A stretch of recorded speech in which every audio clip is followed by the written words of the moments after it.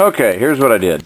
I've got two sprockets stacked on top of each other. It's kind of hard to see down in there, but there are two sprockets. In between the two sprockets is that little collar that holds your original sprocket on. So the outer sprocket basically is just on that little bit of spline that's sticking out from that collar. But the two bolts in the center here, well, not in the center, but off the left and right, I cleaned the threads off down close to the head, so they actually have to thread through, and then they grab the second one, and then I can tighten them down, and it locks that sprocket to the inside sprocket.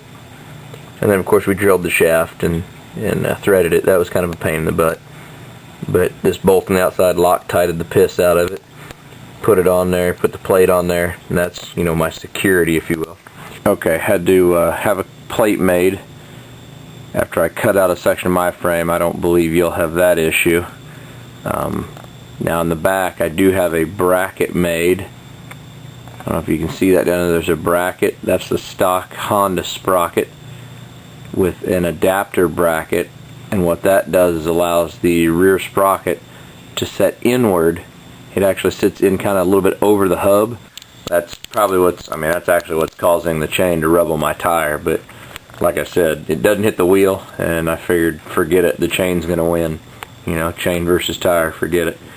So at any rate, that is about it as far as what I had to do to run one single chain. It's like I say, oh, and the shifter here. Okay, moving in on the shifter here. I had to take the shifter, little piece there, and I used an angle grinder and just cut that nub off. I cut right, you know, I cut this piece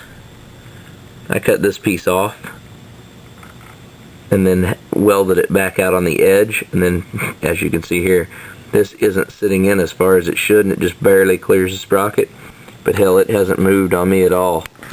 Of course, yeah, you don't need to know about the bracket, you're not doing that, but that works out for me pretty good. So short of taking the inner sprocket and, you know, grinding all the teeth off of it, I figured why waste 27 bucks, because I bought two brand new sprockets. I think they're Sunline sprockets. They were 27 bucks a piece.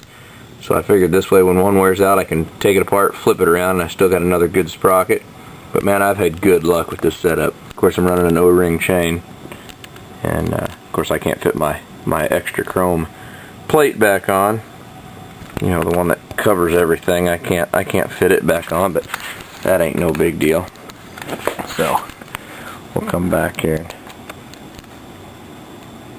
That's about all I got for you, man.